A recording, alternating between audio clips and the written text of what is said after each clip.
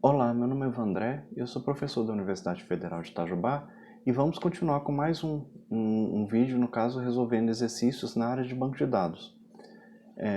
Mais especificamente, retomando aqui, que sempre eu vou comentar aqui com vocês, que no caso o conteúdo do banco de dados que eu estou abordando aqui nesses vídeos é relativo ao livro de Omar Srinivas, publicado pela editora Pearson, chamado Sistema de Banco de Dados, que no caso, esse aqui, estou levando em consideração a divisão de capítulos que está e o conteúdo que também está na 7ª edição desse livro.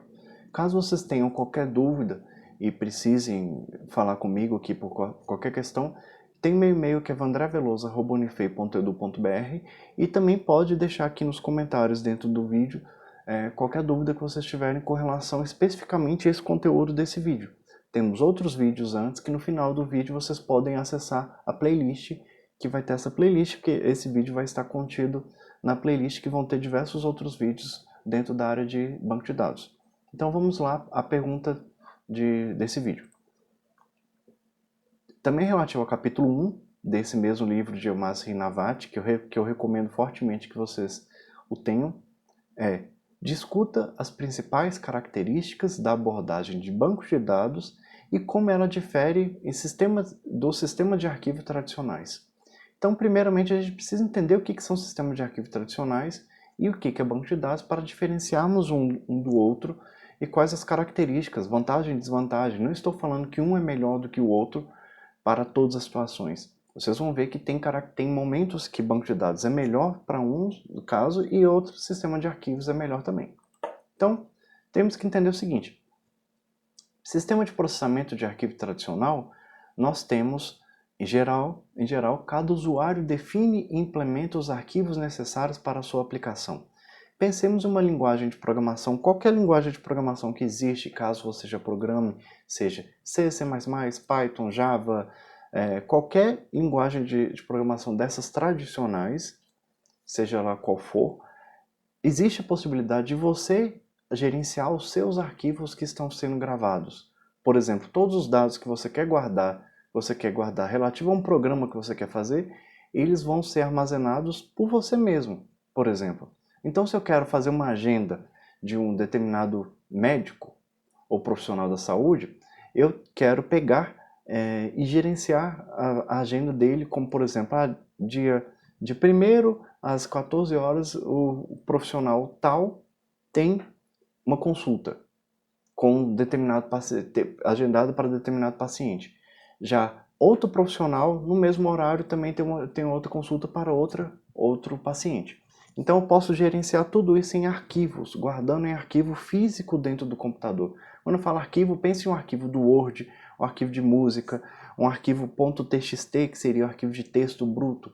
Eu posso guardar esse arquivo dentro do computador.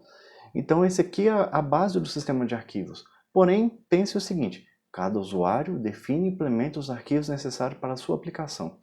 Pensando que eu tenho, vamos supor, 3 médicos, cada um deles tendo uma máquina para si, geralmente eu preciso trabalhar com... Eu tenho um médico aqui, eu vou gerenciar todos os meus pacientes aqui na minha máquina. Outro médico vai gerenciar os pacientes dele na máquina dele. Mas e se eu quiser centralizar tudo isso, colocar em uma máquina central e todo médico acessar os arquivos dessa máquina e modificar ele, registrar consulta, e registrar atendimento, e consultar se tem consulta agendada para determinado horário, para poder saber se ele pode ir embora ou não, ou qual horário que ele precisa chegar. Então ele precisa sempre acessar uma máquina única. Se utilizar sistema de arquivo tradicional, a gente tem que pensar o seguinte. Vamos ler essa parte aqui de baixo que eu vou explicar para vocês. Se dois usuários, vamos supor os 2 médicos, estiverem interessados em um mesmo dado, como por exemplo a agenda deles, ou a agenda de determinado, ou cadastro, na verdade, o prontuário de determinado paciente, geralmente cada um mantém o seu sistema, os seus dados. Então, é o que? Eu como médico, eu quero guardar guardar o prontuário do meu paciente aqui comigo nessa máquina e outro médico vai guardar o prontuário do mesmo paciente naquela máquina dele. Então, eu tenho uma questão que é a questão de sincronia. Por que é a sincronia? Se eu quero registrar, não teve uma consulta aqui nesse dia. por determinada situação eu receitei para ele um determinado medicamento. Pronto. Na próxima vez que o paciente vir e ele não conseguir consultar comigo, quiser consultar com outro médico, lá no outro médico ele precisa fazer o cadastro de novo. E ele não vai saber, provavelmente, se eu não tiver uma sincronia muito bem organizada e programada manualmente para isso, ele não vai saber que houve uma consulta anterior, vai ter que fazer o cadastro novamente e não vai saber que remédio que foi passado pelo outro médico, uma vez que esse médico com essa máquina aqui não estava disponível. Então, além de eu ter um problema da sincronia entre os dados, eu vou ter um problema de redundância. Por quê? Eu vou ter que cadastrar todos os dados relativos ao paciente em cada uma das duas máquinas. Então, vou ter que cadastrar dados pessoais, dados de um plano de saúde, por exemplo. Então, eu tenho esses dados todos. Pensando até no caso, por exemplo, de dentista, que também entra nessa mesma questão. Dentista, eu tenho, vamos supor, diversos dentistas atendendo os pacientes que estão demandando atendimento. Então, às vezes um dentista não está lá de plantão naquele momento, chega outra pessoa, não sabe o que está acontecendo, não sabe qual tratamento, no meio de qual tratamento que a pessoa está tendo. Então é algo que, utilizando o sistema de arquivos tradicional, essa modificação, essas sincronias podem ser feitas? Claro, podem ser feitas. Não estou falando que esse sistema é ruim, mas pense o seguinte: quem é que tem que gerenciar isso é o programador.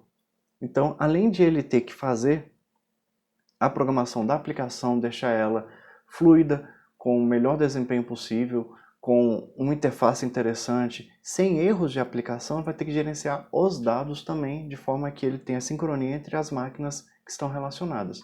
Isso é algo que no sistema de arquivo tradicional precisa ser trabalhado pelo programador.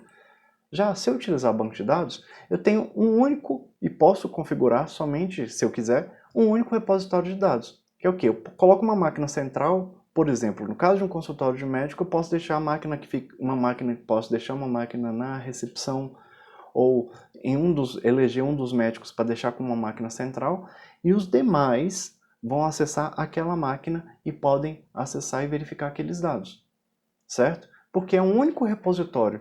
Se eu cadastrei um paciente uma vez, aquele paciente vai ficar cadastrado e todos vão acessar aquele paciente do jeito que eu quiser. Por quê? Os dados vão ser definidos e depois vão ser acessados por vários usuários. Como eu comentei com vocês, posso ter tantos os 2, 3, 5, 20 médicos acessando, além dos funcionários e as pessoas da secretaria que vão agendar e vão fazer um pré-atendimento para cadastro, por exemplo, acessando ao mesmo tempo. Por exemplo, se eu falar lá, o cadastro não está completo, eu falo, não, você pode entrar para começar a consulta enquanto eu atualizo o seu cadastro aqui, com, por exemplo, com seus dados de endereço que não estão completos. Então, tanto o médico quer acessar os dados do paciente, quanto a pessoa da secretaria pode também acessar os mesmos dados ao mesmo tempo, desde que não esteja modificando o mesmo dado, que é algo que a gente vai falar lá na parte de controle de concorrência. Então, os dados podem ser definidos e reacessados repetidamente. Não tem problema de acessar um dado, depois acessar de novo, depois acessar de novo, depois acessar de novo, ou modificar ele diversas vezes. Não tem problema. Não vou gerar novos registros, não vou gerar novas linhas, não vou aumentar o tamanho do meu arquivo se eu não quiser, necessariamente. Se não estou escolhendo fazer isso.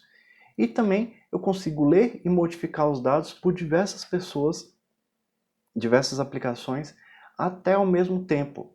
No caso de leitura, eu posso ter quantas leituras o meu sistema tiver suporte, ou seja, uma quantidade muitíssimo grande de centenas, milhares de leituras, e modificação, ele pode controlar quantas modificações podem acontecer ao mesmo tempo, e se for no mesmo dado, é uma modificação, mas já pode estabelecer uma fila de modificação de forma que ele consiga conferir sempre de uma modificação para outra a consistência, que é algo que tem a ver com as propriedades ACID, que eu vou dar uma comentada com vocês aqui rapidamente.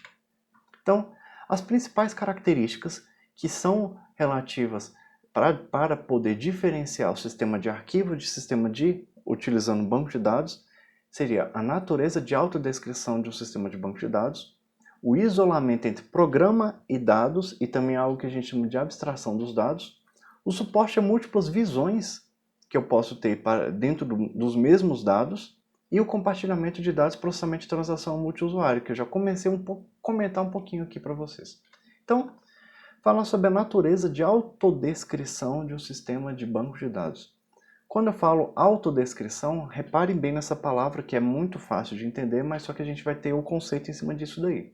Então, o sistema contém o banco de dados em si, pensando no sistema de banco de dados, ele tem o banco de dados e a definição ou descrição completa de sua estrutura e suas restrições. Para as pessoas que já assistiram às outras aulas ou já têm um conhecimento prévio de banco de dados, já sabe que essa definição ou essa descrição completa ela é armazenada no catálogo do SGBD, ou do Sistema Gerenciador do Banco de Dados, ou Sistema de Gerenciamento do Banco de Dados. Então, o catálogo tem a sua estrutura, no caso a estrutura dos dados e as restrições. E esses dados que são guardados no catálogo são os que a gente chama de metadados, certo? Então, metadados são os dados que são armazenados no catálogo e que servem para gerenciar a estrutura e as restrições dos dados. Então, além dos dados, eu tenho parte lá dizendo, parte do SGBD, dados lá dentro, dizendo como esses dados se portam e devem ser guardados. Já em sistemas de banco de dados no SQL ou no SQL, cada um fala de um jeito, não exigem metadados. Você pode ou não colocar metadados, que seriam esses dados sobre estrutura, restrições. Por quê? Os dados são armazenados como dados autodescritivos. Então, eu posso colocar o dado puro lá direto e ele automaticamente, quando eu vou lendo ele na sequência, no caso de banco de dados no SQL, eu já vou lendo na sequência e já posso ir importando para a minha linguagem de programação que eu vou utilizar e já utilizando ele uma vez que eu conheço aquela estrutura. Mas, ao mesmo tempo, eu posso também definir qual que é essa estrutura para que o próprio programa, o próprio software, o próprio SGBD no formato que guarda dados no formato no SQL, ele pode automaticamente já buscar aqueles dados já levando em consideração a estrutura. Então, pensando o seguinte, em um sistema de banco de dados, eu já tenho a minha descrição dos meus dados junto aos dados. Então, eu não tenho somente os dados, eu tenho também como esses dados se portam, como é o tipo daquele dado, por exemplo. Já, no caso, uma aplicação que acessa o banco de dados consulta o catálogo para conhecer a estrutura. Do quê? Dos arquivos e do tipo e dos formatos de dados. Então, geralmente, antes de consultar o dado, que é o que eu quero, eu tenho uma camada, que ela é separada, que eu tenho como esse dado é, o que tem nesse dado. Então, eu consigo acessar e verificar como é que é esse dado para saber como eu devo me portar ao acessar aquele dado. Já em sistema de arquivos, a definição dos dados normalmente faz parte dos próprios programas de aplicação. Então, se eu pegar lá, como esses dados são guardados, onde é que está isso? Dentro da minha linguagem de programação. Como eu vou acessar esses dados? Dentro da linguagem de programação. Onde estão armazenados esses dados? Em quais máquinas? Em quais pastas? Quais arquivos? Qual dos arquivos está armazenando o quê? Está tudo guardado dentro do programa de aplicação. Então, vamos fazer um exemplo aqui.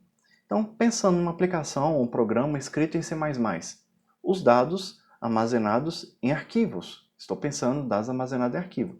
Então, onde está a informação de cada tipo de dado?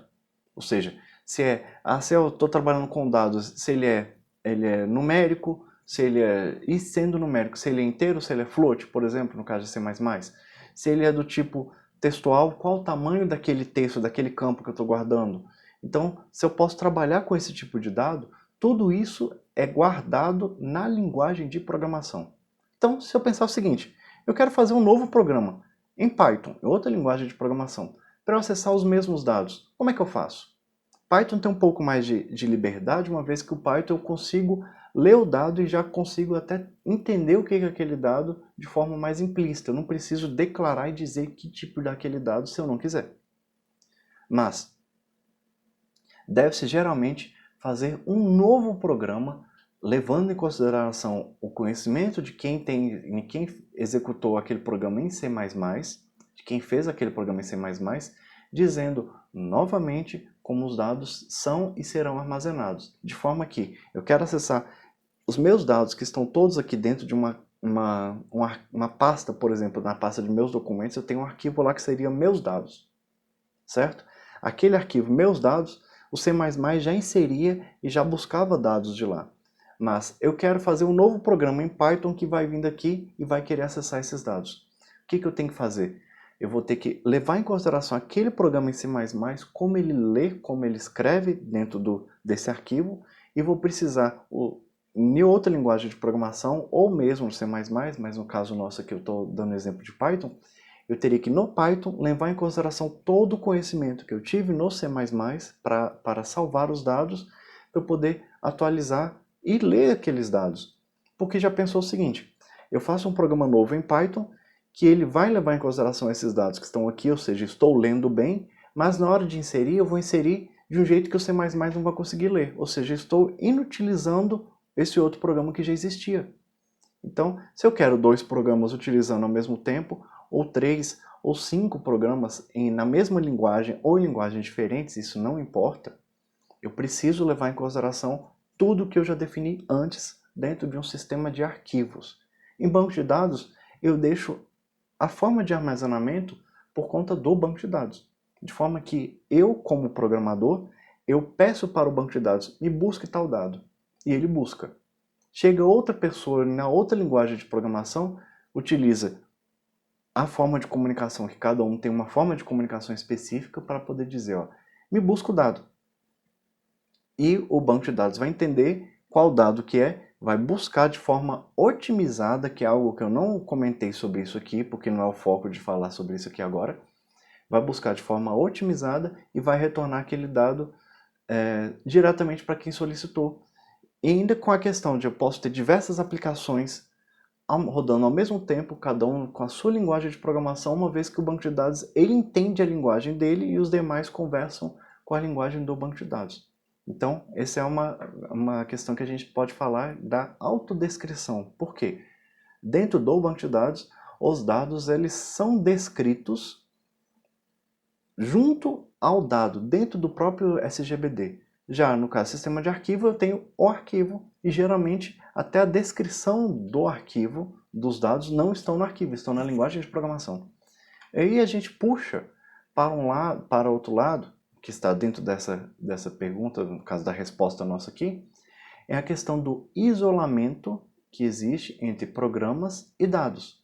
E também a gente vai falar sobre essa abstração de dados. Mas pense o seguinte, quaisquer mudanças na estrutura de um arquivo pode exigir mudança em todos os arquivos que acessam, em todos os programas que acessam esse arquivo.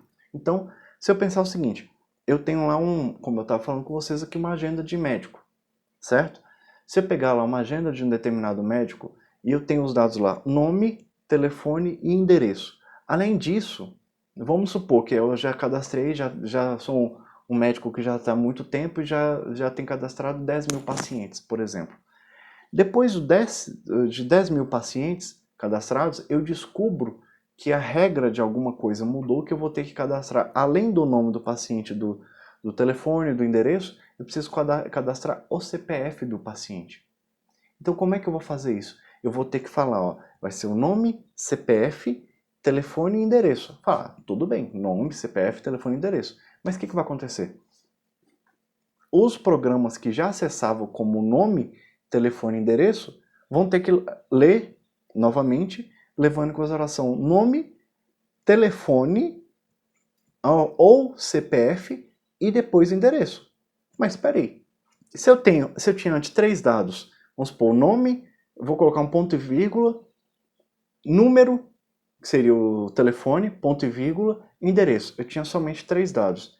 Agora, quando eu coloco 4 dados, eu tenho nome, ponto e vírgula, CPF, ponto e vírgula, número, ponto e vírgula, que seria o número de telefone, e endereço. Por eu ter esse dado novo a mais, o que vai ter que acontecer? Os novos registros, a partir do 10 mil, do número 10 mil, eu vou ter novos registros aqui. Vou ter, no caso, o CPF.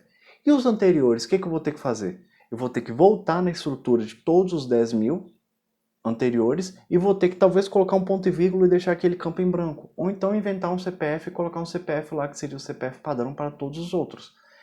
E de forma que todos os outros programas que foram feitos que acessam esses mesmos dados vão ter que levar em consideração que agora temos um CPF, agora precisamos fazer outra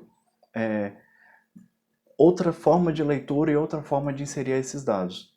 Então é algo que é complicado pensando no programador e pensando na gestão desses dados.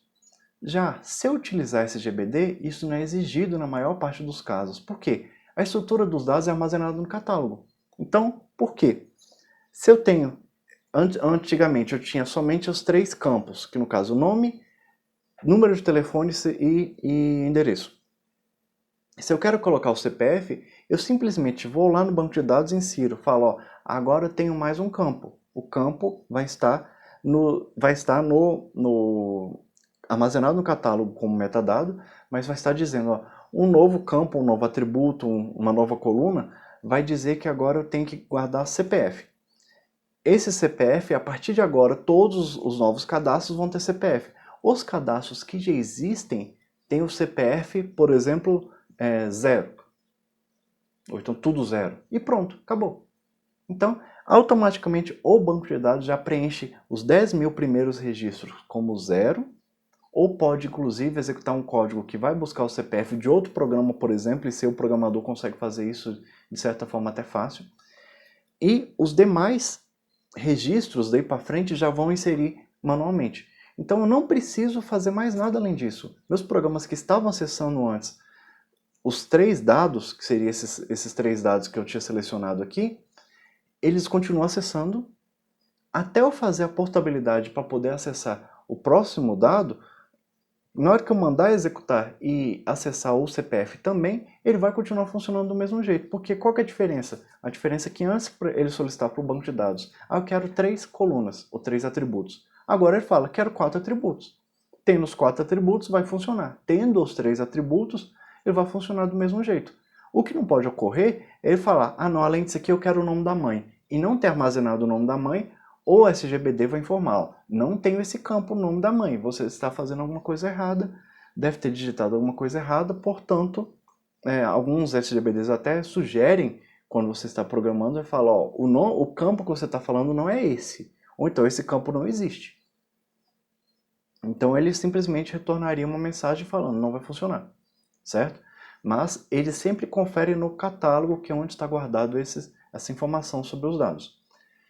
E uma vez que há a separação dos programas, que no caso o SGBD tem a separação do programa e dos dados, uma vez que os dados são separados do programa, como eu havia falado já, que é o que está descrito aqui. Então, isso é o que a gente chama de independência de dados do programa.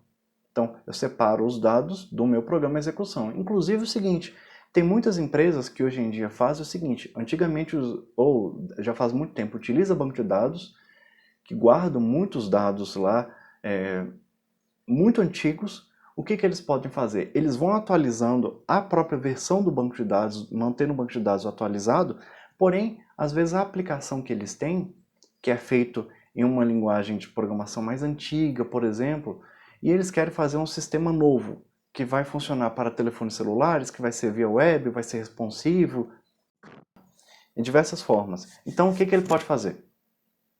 Ele pode simplesmente atualizar o programa.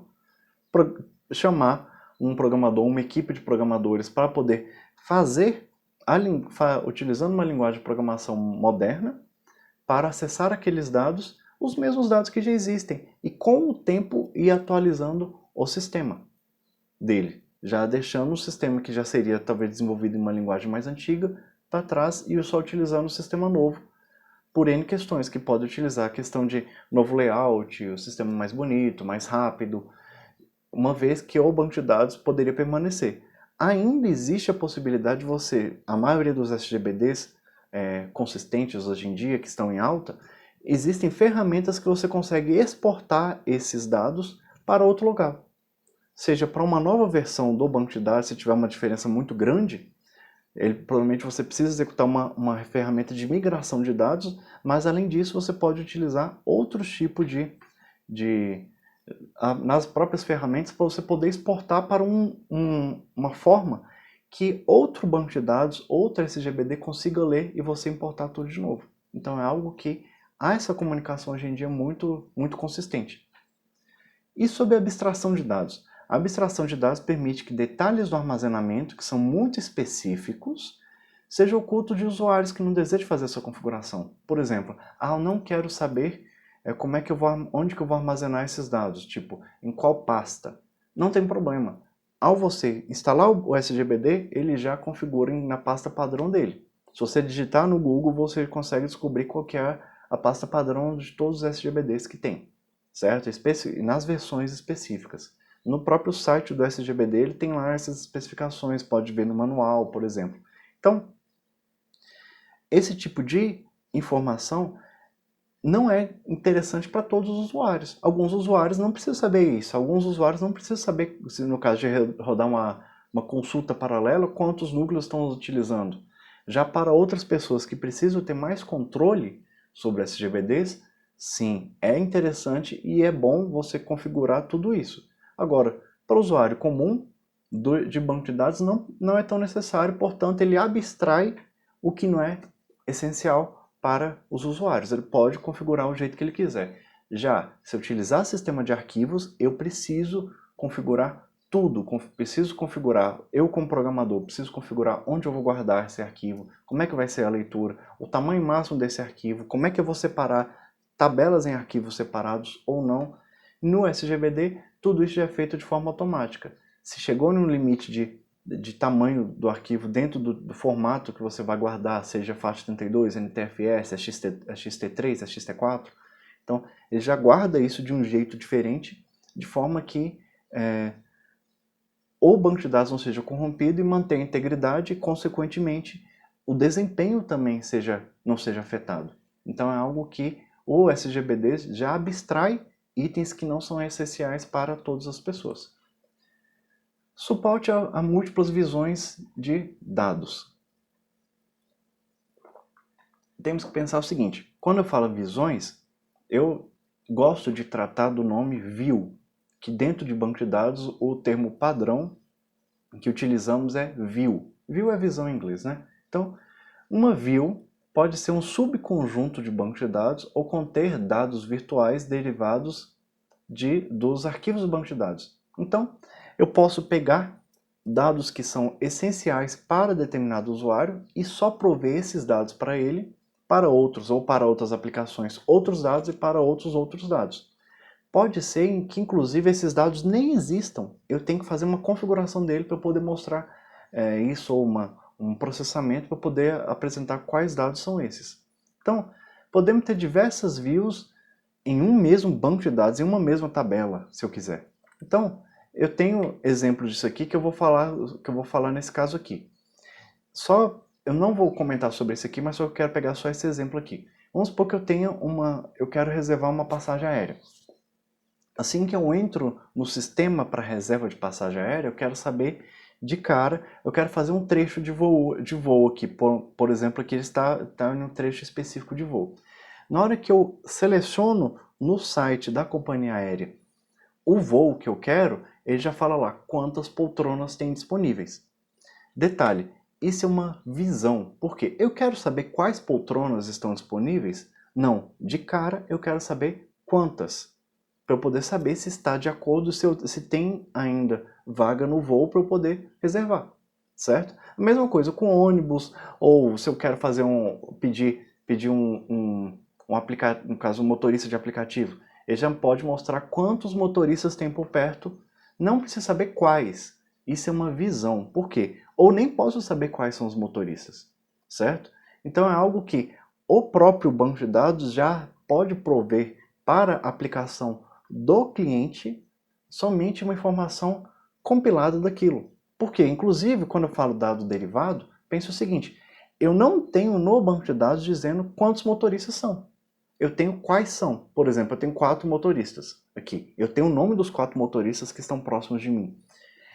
Quando eu busco, utilizando uma view, eu posso buscar simplesmente, Quantos são os motoristas? Ele já vai me retornar 4. Eu não tenho acesso a quais são eles, qual o CPF, qual o número do carteira de motorista deles. Assim como o voo também, eu não tenho acesso a quais foram as pessoas que compraram cada uma daquelas passagens. Mas uma pessoa que trabalha no setor interno dentro da companhia aérea, pode ser, não são todos, mas pode ser que precisem daqueles dados e, consequentemente, uma view possibilita esse tipo de recurso. No caso de utilizar para as pessoas que necessitam daquele dado, acessar aquele dado. Os que não necessitam, os que não podem ter acesso, eles não vão ter acesso, se você implementar view. Diferentemente de linguagem de programação. Para linguagem, se eu utilizar sistema de arquivo e linguagem de programação, quem vai gerenciar quais são os dados que podem ser acessados por aquela aplicação é aquela aplicação em si. Então, não há um controle, não há uma camada de proteção para poder dizer qual dado que eu posso passar e posso pegar. Não, se ele tem acesso ao arquivo, ele tem acesso a tudo que está lá dentro. Não vou acessar, somente a quantidade de motoristas que estão disponíveis, mas sim, se eu estou acessando uma tabela de motoristas, eu estou acessando todos os motoristas, todos os dados do motorista, que talvez não é necessário, não é interessante para a aplicação que só quer saber a quantidade. Mas aí tem a questão de segurança, que eu não posso acessar se vai ser somente leitura, se vai ser leitura escrita, que é algo que eu não preciso preocupar dentro do SGBD, uma vez que eu já configuro o usuário e as visões com base nas permissões do usuário. Se eu peço para ele poder criar uma view para ler dados que ele não tem acesso, ele não vai funcionar. Mas se eu quero compilar dados que às vezes ele não teria acesso, eu posso dar os dados derivados, os dados compilados para ele, que ele vai ter acesso a esses dados compilados, não ao dado original, como é o caso, por exemplo, que eu falei com vocês, quais foram as pessoas que compraram assentos no voo. Então é algo que, para visões, eu consigo trabalhar com isso. Além disso, o compartilhamento de dados e processamento de transação multiusuário. Então, pense em diversas pessoas trabalhando, necessitando dos mesmos dados ou modificando aqueles dados ao mesmo tempo. Então, um SGBD geralmente é multiusuário. Existem esses SGBDs monousuário. São raros, são casos específicos, como por exemplo para um telefone celular. Talvez não precise de multiusuário, porque eu tenho somente uma pessoa acessando aquele telefone ao mesmo tempo, certo? Provavelmente não é necessário ser multiusuário, mas há casos de ser multiusuário e a maioria dos casos é multiusuário. Então, um SGBD precisa incluir um software de controle de concorrência, especialmente por questão de ser multiusuário. Por quê? Esse controle de concorrência é algo que já está implementado dentro do SGBD. Por quê? Ele visa garantir que vários usuários tentem, quando eu não falo que eles estão fazendo mesmo, eu estou falando que eles tentem atualizar os mesmos dados, eles façam isso de maneira controlada, mantendo a consistência dos dados, que é o C das propriedades ACID, que eu vou falar daqui a pouquinho aqui. Então, vamos pensar o seguinte, um usuário não pode afetar o que o outro está fazendo, e de forma que, quando eu falo em consistência, pense simplesmente na palavra consistência mesmo, que vamos pensar em algo que vai permanecer correto, que já era correto, vai permanecer correto. Por isso que a gente fala lá de consistência, que em termos simples, eu tenho um dado que ele era correto, consistente, eu faço uma modificação nele e ele permanece consistente. De forma que, se eu utilizar sistema de arquivos, quem vai fazer essa conferência? A própria linguagem de programação. Mas se ela modifica e ela faz a conferência, é um pouco mais difícil de controlar isso daí. Enquanto, se eu utilizar um SGBD, ele já tem, além de ter rotinas que conferem se a minha transação ocorreu do início ao fim corretamente, eu preciso fazer... quem pediu para realizar a modificação foi uma aplicação, não foi o próprio SGBD. Então ele só recebeu o dado como deveria ser modificado, já conferiu se pode fazer aquilo do jeito que foi especificado, fez e conferiu se foi feito e devolve a resposta. Eu fiz, deu certo, alterei tantas linhas, por exemplo. Então, como exemplo, sobre essa questão de transação multiusuário e compartilhamento do processamento, vou falar sobre o sistema de reservas de assento de um determinado voo, com uma abordagem diferente das visões que eu falei com vocês anteriormente. Esse aqui é um exemplo de um link que tem lá no manual que tem na empresa aérea Voigo, no caso que é a Gol, que eu tenho um link aqui embaixo, para caso vocês queiram visualizar, que no caso, como fazer o check-in, tem lá essa imagem. E o que essa imagem nos mostra? Nos mostra o seguinte: uma pessoa que quer reservar um voo de um canto para o outro, seja ida, seja volta, seja ida e volta, mostra a quantidade de assentos, mostra quais assentos estão reservados, por exemplo, e quais não estão reservados, quais ele pode acessar por questão de restrição de idade, ou mesmo do nível que ele for comprar, se esse voo, se essa empresa tiver assentos reservados para pessoas que têm necessidades especiais, ou mesmo que pagam um valor, uma quantia maior para poder sentar em determinados locais. Então, dá para tudo isso ser configurado e só mostrar as poltronas disponíveis. Assim como numa sala de cinema também dá para colocar isso daqui. Mas o que é interessante vocês pensarem é o seguinte: quantas pessoas estão reservando uma passagem aérea para determinado voo? São muitas pessoas. Mas para aquele mesmo voo, naquele mesmo momento, talvez não sejam tantas. Mas, olha só, se a gente pegar um filme que está em estreia no cinema, assim que começou a venda de ingressos para uma pré-estreia de um grande lançamento, provavelmente a quantidade de pessoas que querem acessar aqueles itens, que querem acessar aqueles locais, aquela mesma poltrona, é uma quantidade grande. Então, o que geralmente eles fazem? Quando você clica, você faz o cadastro, o seu pré-cadastro, para continuar o processo de compra, escolhe qual seção que você quer, no caso de filme, ou no caso de um voo, qual trecho que você quer, e qual dia e horário específico para você poder pegar, que no caso do filme você escolheu o filme, no caso do cinema, né? Você pegou o filme, qual sessão e qual dia que você quer pegar, e passa o próximo passo. No próximo passo já fala lá, parece que temos 1000 pessoas reservando. Quando você clica em um assento, aquele assento que antes era transparente, por exemplo, ele pode ficar verde, azul, algo ou laranja, de outra cor, dizendo, ó, aquele assento está sendo reservado por outra pessoa. Que no caso, se eu estou reservando aquele assento, para mim, ele vai mostrar para mim como algo que eu estou reservando, e as demais pessoas, até eu decidir se eu conseguir reservar ou não, ele vai ficar para mim, temporariamente para mim, por 10 minutos, por 5 minutos, certo? Isso acontece tanto para voos, quanto acontece também para a sala de cinema, que no final da transação, se você finalizou a transação e deu certo o pagamento, por exemplo, ele muda a cor, de uma cor, atenção, esse aqui você não consegue reservar ainda porque tem alguém reservando, para assento reservado, ou então se ele desistiu, trocou a sessão, cancelou, deu time out, ou seja, já passou o tempo que seria o tempo máximo necessário para poder executar, ou qualquer infortúnio que aconteceu, no meio do caminho, aquele assento se torna disponível para que outras pessoas possam reservar também. Pensando nisso também, em termos até de um fluxo maior de dados, se fosse uma Black Friday da vida, por exemplo, eu tenho diversas pessoas acessando e querendo comprar os mesmos itens que estão em oferta. E a empresa que quer prover aquele item, sendo item físico, ele tem um estoque limitado. Tendo aquele estoque limitado, ele precisa vender até aquela quantidade de itens. Ele coloca lá um estoque de 1000 peças. Então ele pode vender até 1000 peças. Se ele colocar que ele vai vender 1001, ele não tem 1001, ele não consegue garantir a 1001ª venda. Então ele precisa colocar como limite 1000 pessoas ou 1000 transações executando ao mesmo tempo para comprar. E assim que todas elas forem finalizadas, eu volto e posso realizar novas transações para as demais pessoas que quiserem comprar, desde que essas outras não sejam concluídas com sucesso. Pode concluir e talvez sem sucesso ou então cancelado. Então é por isso que a gente tem que trabalhar com transações multiusuário nesse sentido. Então, com relação à transação, o que é uma transação? Que eu falei tanto aqui, mas só que eu queria que vocês entenderam um pouco sobre isso. Pensando até em transação bancária, quantas transações estão ocorrendo ao mesmo tempo e tal, eu sempre gosto de citar transações bancárias em minhas aulas, por causa que é muito palpável para a maioria das pessoas. Então, pense em um programa ou um processo que está sendo executado.